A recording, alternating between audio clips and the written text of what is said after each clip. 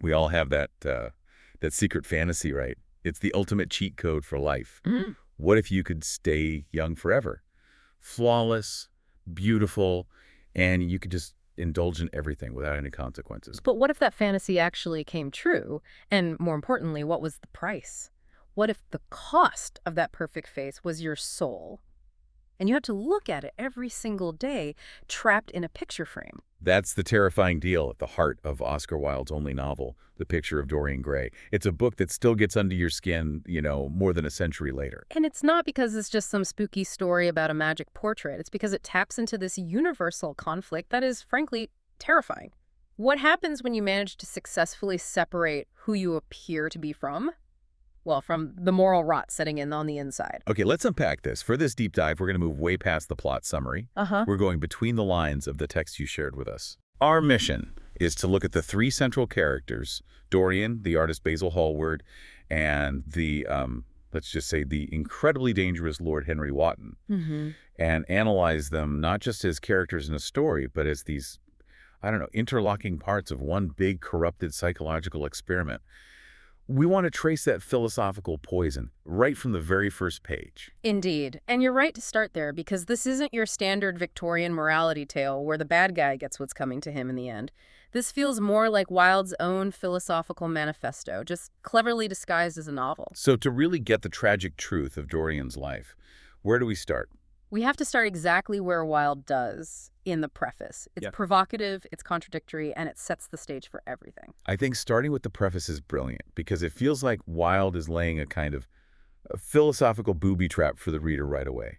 He immediately warns us, he lays down this doctrine of aestheticism. Here it is. The artist is the creator of beautiful things. It sounds so simple, right? So innocuous, but it's absolutely loaded. It's the entire foundation of his argument, his defense, really. A defense against what? Well, Wilde was under immense pressure from critics at the time. They all demanded that art had to be moral, it had to be instructional, pious, and he just pushes back completely. He says, no, art's only job is to be beautiful, full stop. And he makes that incredible declaration. Yeah. There is no such thing as a moral or an immoral book.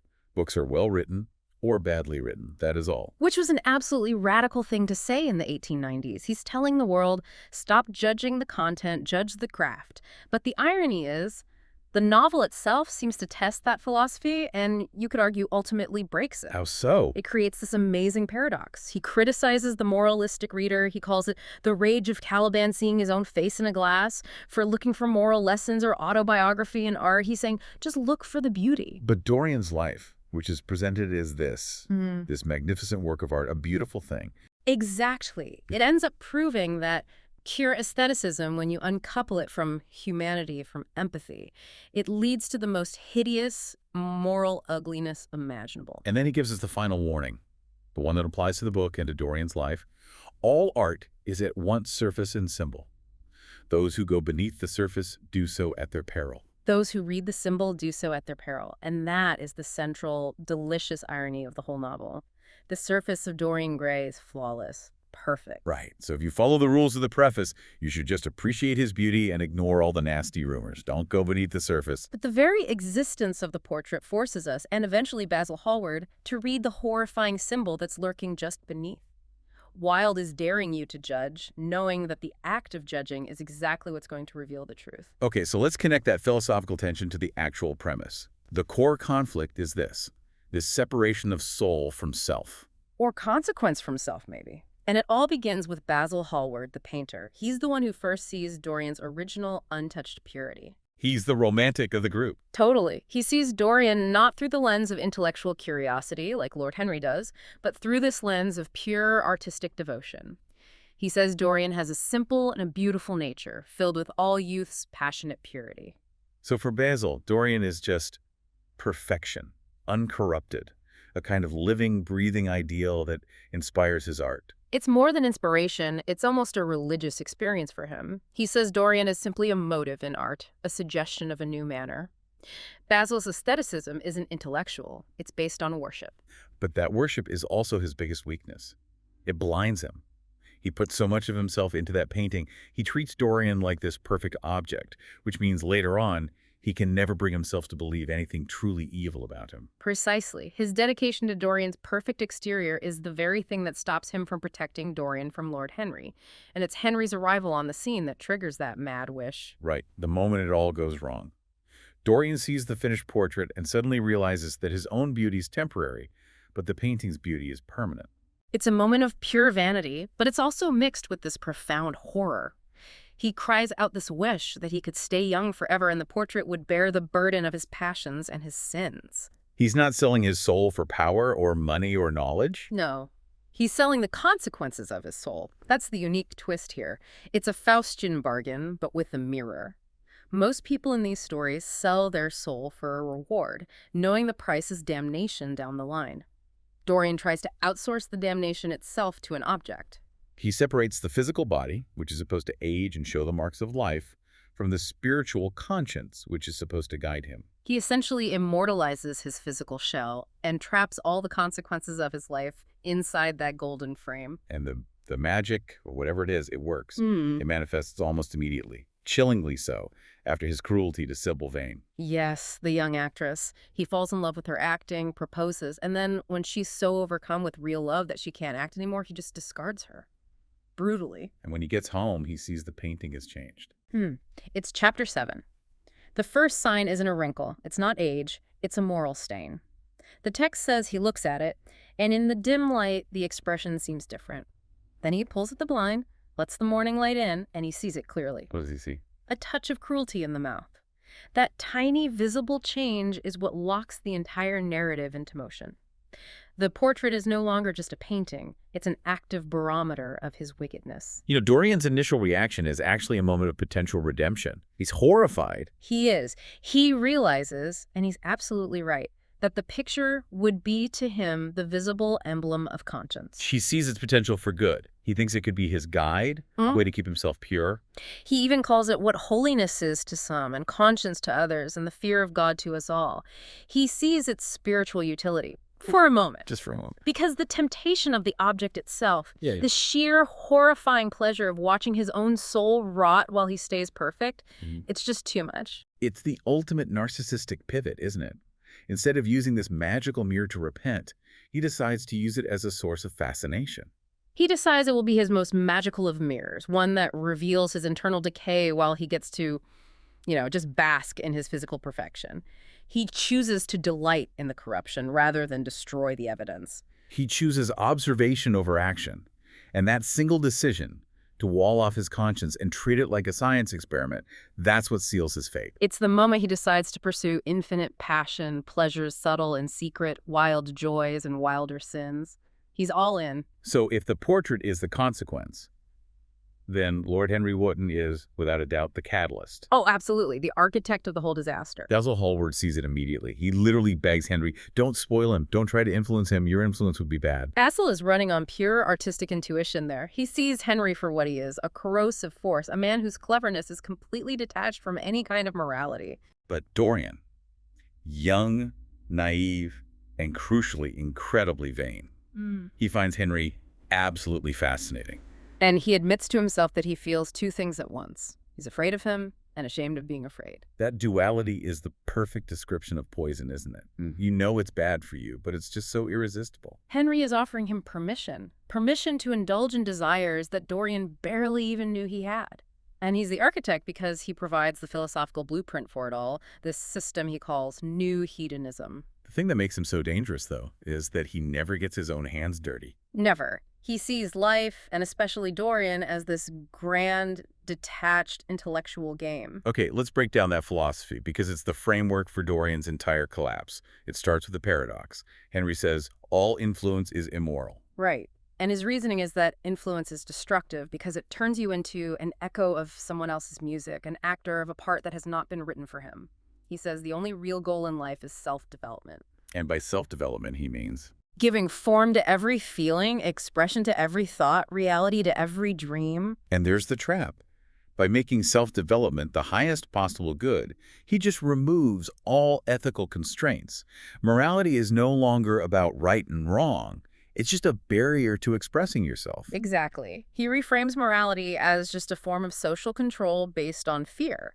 When Dorian asks him what governs us, Henry gives that classic, cynical reply. The terror of society, which is the basis of morals. The terror of God, which is the sequent of religion. By calling them terrors, he just dismisses them. He's saying they're just medieval chains holding back true self-expression. And then comes the most potent piece of advice, the ultimate permission slip, his doctrine of temptation. The only way to get rid of a temptation is to yield to it, resist it, and your soul grows sick with longing for the things it has forbidden to itself. That is just a devastatingly effective piece of rhetoric. It's brilliant, in a terrible way. He transforms sin from a moral failure into an act of self-discovery, or even a form of, spiritual wellness. Guilt isn't a sign you did something wrong. It's a sign you resisted something natural. It completely flips the script on morality and gives Dorian unlimited license to do whatever he wants. And he justifies it all by saying the ultimate goal is to cure the soul by means of the senses, and the senses by means of the soul. This idea of sensationalism as salvation? That's the intellectual cover for Dorian's decades of hedonism, right? It is. It sounds like it's about balance, but Dorian, tragically, just hears the first half of that. He hears it as a license to chase more and more extreme physical experiences, sex, drugs, art, crime, to try and numb the guilt that the portrait is screaming at him about. And Henry encourages this. He even says that sin is the only real color element left in modern life. He makes vice sound like an artistic necessity. He does. Which brings us back to your point about the psychological experiment. Lord Henry doesn't see Dorian as a friend or even as a person. He sees him as a project. He calls him a marvelous type to be fashioned. Yes. Henry admits that his greatest joy is to project one's soul into some gracious form, to convey one's temperament into another as though it were a subtle fluid or a strange perfume. He's treating Dorian like his own personal living sculpture, one he can shape with words. But wait a minute. If Henry is just providing the intellectual justification, doesn't the real responsibility still fall on Dorian? I mean, Henry never actually commits a crime. He just sits in his armchair saying witty, awful things. And that's the great ambiguity of the novel. That's what makes Henry such a brilliant character. Think about his reaction when Sybil Vane commits suicide. Dorian is genuinely distraught for a while. He is. But Henry reframes the tragedy instantly. He tells Dorian not to be sad because he has experienced the most marvelous tragedy that was ever played.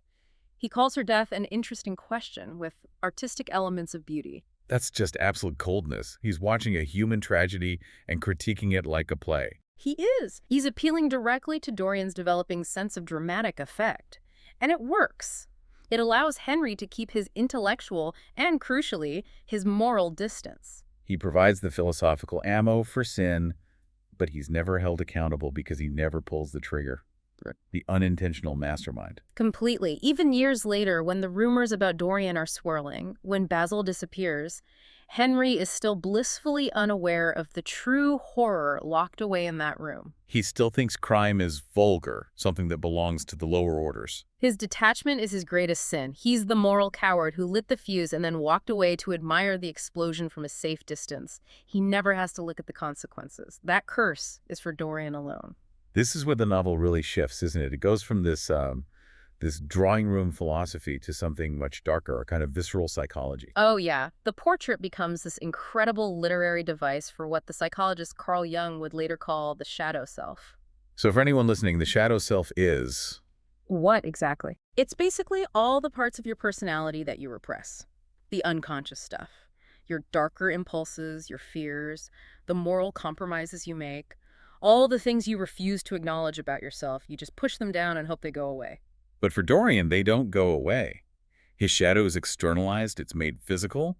The portrait is literally his psychological trash can. Exactly. All the ugliness that he represses is isolated and made visible on that canvas, while his public face, the one society sees, stays perfectly pure and unblemished.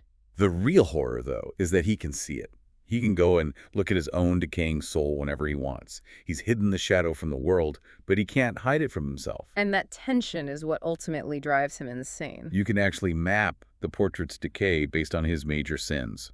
Each one leaves a specific kind of scar. So the first one, the touch of cruelty in the mount after he rejects Sybil, that's a scar of callousness. And right after that, what does he do? He hides it. He screens it off. That's an act of moral cowardice. He's choosing to ignore the warning sign rather than heed it. And over the next, 18 years or so, he just dives headfirst into this life of obsessive vice. and the portrait's decay just accelerates. It does. And the text says he studies the hidden face with monstrous and terrible delight. That's the key, isn't it? It's not just shame, it's delight. It's a sick, narcissistic pleasure he takes in the contrast. He looks at his own white taper fingers, and then at the painting's coarse, bloated hands. He sees his own exquisite freshness and compares it to the yellow dew of corruption on the portrait's brow. He has become completely enamored with his own corruption. It's like there are two Dorians existing at the same time. One is the pristine society darling, and the other is this visual diary of his soul being eaten away by sin. And the irony is, the uglier the portrait gets, the more he worships his own physical beauty. The mask becomes more and more important because the reality behind it is so grotesque. The shadow is just getting stronger and stronger. Which brings us to the ultimate act of transgression, the point of no return, the murder of Basil Hallward. Right. Basil finally confronts him about all the terrible rumors and demands to see his soul. And Dorian, with this sadistic glee, decides to show him. And Basil's reaction is just one of pure horror. He sees this hideous, leering thing on the canvas. But he still tries to save Dorian. He begs him to pray. But it's too late. And this is where the painting's role shifts. It stops being just a passive record of his sins and becomes an active participant in his corruption. What do you mean? As Dorian looks at Basil, this uncontrollable hatred washes over him, and the text says it was as though it had been suggested to him by the image on the canvas, whispered into his ear by those grinning lips. Wow. So the painting itself is now telling him what to do. The externalized shadow is demanding violence. It's demanding violence against its own creator, against the one person who knew Dorian's potential for good and who now threatens to expose the truth to the world. So he stabs him. And when he goes back later to look at the painting, it's changed again. Now it has a look of cunning and the curved wrinkle of the hypocrite. And, most chillingly, there's a scarlet dew that spotted the hand that looks like blood newly spilled. The physical evidence is now on the canvas. This is what pushes him into full-blown paranoia. The containment of the portrait becomes his entire life's focus. He locks it away in the old schoolroom upstairs, terrified that the world would know his secret. He becomes completely dependent on the very thing he hates. It's this strange paradox. The painting is his deepest shame, but it's also his security blanket. How is it a security blanket? Because as long as the painting exists and is bearing the marks of his sin, he is physically safe. He can look in any normal mirror and see the face of a young, innocent man. The portrait is the proof that his magical contract is still valid. So he hates being separated from it because its existence guarantees his own physical perfection. Exactly. And this twisted dependency leads to that final, desperate confrontation with it. After years of this, he decides to try and perform one good deed. Sparing the village girl, Hetty Merton. He decides not to ruin her. Right. And he runs back to the portrait, hoping, praying, that this one act of mercy might have started to reverse the damage. He's looking for a sign of purification, a softening of the lines. But the shadow is unforgiving. Completely. The painting only reflects cunning and hypocrisy. It reveals the truth of his motives, that even his attempt at being good wasn't genuine. It was driven by vanity, by curiosity, or, as Lord Henry would say, simply by the desire for a new sensation. His soul is so bankrupt that even his good deeds are selfish. So he realizes he can't fix it. The only solution he sees is to destroy the witness, destroy the evidence, destroy his conscience. He grabs the same knife he used to kill Basil. And he stabs the portrait. And in doing so, he destroys the magical barrier between his soul and his body. The consequence that he outsourced for decades finally in an instant comes home. And the tragedy of Dorian Gray is ultimately this blistering critique of a society that values the surface over everything else. Absolutely. The Victorian aristocracy. Basil Hallward's misplaced faith in Dorian is the perfect example of that. He has this fundamental belief that sin is a thing that writes itself across a man's face. It cannot be concealed. And that core belief is the very illusion that protects Dorian for 20 years. Basil is the perfect representative of that shallow standard. When he finally confronts Dorian about the rumors, about him creeping out of dreadful houses, about the young men whose lives he's ruined, Basil still defends him. He says, "You, Dorian, with your pure, bright, innocent face. I can't believe anything against you." The flawless mask makes the moral observer completely blind. Society effectively becomes complicit. It judges only what it can see, not what it hears whispered in back alleys. And this total safety is what allows Dorian to feel, as the book says, the terrible pleasure of a double life. And that double life is defined by this extreme juxtaposition, isn't it? Yeah. His exquisite aesthetic public life versus his secret, degraded one. Yes, and Wilde uses it as a powerful social critique. By day, Dorian is a connoisseur. He pursues what he calls the scientific ordering of the beautiful, which is really just a desperate attempt to distract his soul with a constant overload of sensory information. He collects everything: rare Persian carpets, strange green bronzes, lacquer work. He hosts these elaborate dinners with subtle symphonic arrangements of exotic flowers. The book goes into such lavish detail. And those details are crucial because they show his desperation. He's not just collecting art, he's chasing sensation. He studies jewels to understand the secret of their fascination. He collects these bizarre, exotic, often barbaric musical instruments. Like the countless tunes of the Amazon tribes, or the long Chinese trumpets. Or the flutes made of human bones. Flutes made of human bones. Yeah. Wow. That's not just a shopping list. That shows that his aestheticism is directly connected to the macabre, to the morally degraded. It's an attempt to drown out the noise of his conscience with sensory noise. It's a full-blown addiction.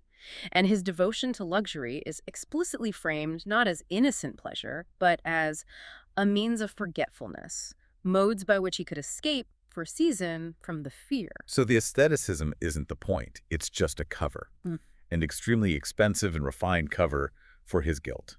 And he uses Lord Henry's philosophy to justify it all.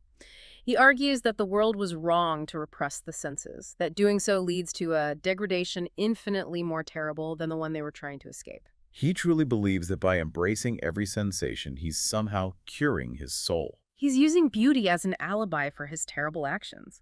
But the final devastating realization comes right at the very end, in chapter Eckes. He looks into that hand mirror Lord Henry gave him all those years ago. The same one that always reflected perfection. And what does he see?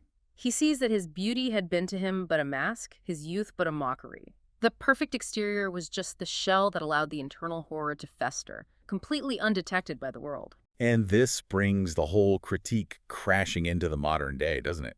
I mean, this book, written when photography was still a novelty, feels like it's directly anticipating our obsession with curated appearances. It really does. Dorian's whole strategy, doesn't it perfectly mirror what we see today? The intense pressure to maintain a flawless, successful, beautiful surface online. The carefully manicured social media profile, the pursuit of status symbols, the extravagant lifestyle posts. It's all just a modern form of Dorian's mask. Absolutely. Our world loves the aesthetic surface. If you look successful, if your life looks perfect, if your photos are beautifully filtered, there's this unspoken agreement that your internal moral state is less important, less scrutinized. We tend to equate aesthetic success with moral righteousness. We assume that if someone has managed to look so good, they must be good, or at least smart enough to get away with not being good. And Dorian's downfall is the ultimate warning against that. It's a reminder that you cannot outrun your shadow, no matter how exquisite your mask is. The soul, eventually, will force its way to the surface and demand to be seen. Before we wrap up, we have to touch on some of those philosophical landmines that Lord Henry drops throughout the book. They're like the internal monologue driving Dorian's journey. They really are. They're the seductive, dangerous heart of the novel. And they're the heart of that anonymous French novel Henry gives Dorian, the one that becomes the detailed blueprint for his life of sensation. Let's start with the cornerstone of it all, the line that reframes the entire moral struggle. From chapter 2. The only way to get rid of a temptation is to yield to it. It's the most cold-blooded advice imaginable. It sounds like freedom, doesn't it? But it's actually a form of self-slavery. If you just yield to every impulse, you lose all agency. You just become a reactor. Next, the foundation of Henry's cynical worldview, also from chapter 2, which just strips morality of any spiritual meaning. The terror of society, which is the basis of morals, the terror of God, which is the secret of religion. These are the two things that govern us. By reducing ethics to just fear management, he makes it irrelevant. If you're magically freed from fear, which the portrait does for Dorian, then morality becomes a moot point. And here's the intoxicating goal of new hedonism, the cure that Dorian desperately clings to. Nothing can cure the soul but the senses, just as nothing can cure the senses but the soul. It implies a kind of balance, but Dorian tragically weaponizes it. For him, it becomes a command to pursue ever-increasing extremes of physical experience to try and anesthetize his soul. It's a destructive feedback loop fueled by guilt. Henry's wicked wit also elevated sin to the level of art. He said, "Sin is the only real color element left in modern life." Calling sin a color element is just brilliant. It makes it sound like an artistic necessity for anyone who wants to live a truly rich, interesting life. He makes vice irresistible by reframing it as aesthetics. Let's include one from Dorian himself. Yeah. This one is just devastating. It shows his total self-absorption after he dumps Sybil Vane. There is always something ridiculous about the emotions of people whom one has ceased to love. Ugh. That quote perfectly captures the chilling callousness that puts that first stain on the portrait. It shows he's learned to objectify the suffering he causes. He dismisses her real pain as just bad acting. And finally, the line that really defines the portrait's role for him. His realization in Chapter 8. This portrait would be to him the most magical of mirrors. As it had revealed to him his own body, so it will reveal to him his own soul. That's the moment he consciously chooses his path. He realizes that watching his soul decay will actually accelerate his passion for impossible things. It's the moment he decides to pursue corruption not just by accident, but as a deliberate, dark, artistic project. So as we wrap up this deep dive, we can really see Dorian Gray's life as being defined by three tragic mechanisms. There's the philosophical poison from Lord Henry. The terrible efficiency of the living portrait as his external, visible conscience. And the complete failure of a shallow society to look past his beautiful face. He was completely trapped by the very miracle he wished for. His entire life of vice was only possible because his face remained pure, bright, innocent. And when he tried that one act of goodness at the end, sparing Hetty Merton, the portrait just threw it back in his face. It proved his motivation was still selfish. Vanity. Hypocrisy. The shadow was just too strong. It couldn't be undone by one calculated good deed. He had to destroy the painting, to destroy the evidence, thinking if he killed the art, he would kill the shame. But in destroying the canvas, he was destroying the magical barrier. He was destroying himself. He tried to outsource his moral accountability, but in the end, the soul has to bear the burden of its own history. So here's a final provocative thought for you to think about, based on the text. The novel notes that Dorian never had to know the grotesque dread of mirrors that haunted the hero of that yellow book Henry gave him. Dorian could look into any mirror and just see perfection. So what if? What if Dorian had made the wish but had never seen the painting again? What if Basil had locked it away immediately, completely out of sight? Would the mere possibility of eternal youth have been enough to corrupt him just through Lord Henry's influence alone? Or was that constant monstrous reflection, that visible emblem of his conscience, was that necessary to accelerate his downfall, to drive him to that final tragic act of self-destruction? Think about that. The price of maintaining a perfect surface is often the loss of the one thing that can guide us. That sense of self-loathing or anxiety that pushes us to be better. Without his visible shadow, would Dorian have simply become another Lord Henry, cynical and detached instead of self-destructive and damned? Reflect on your own hidden shadows and whether you prefer to face them or hide them behind the flawless screen you show to the world. Until next time.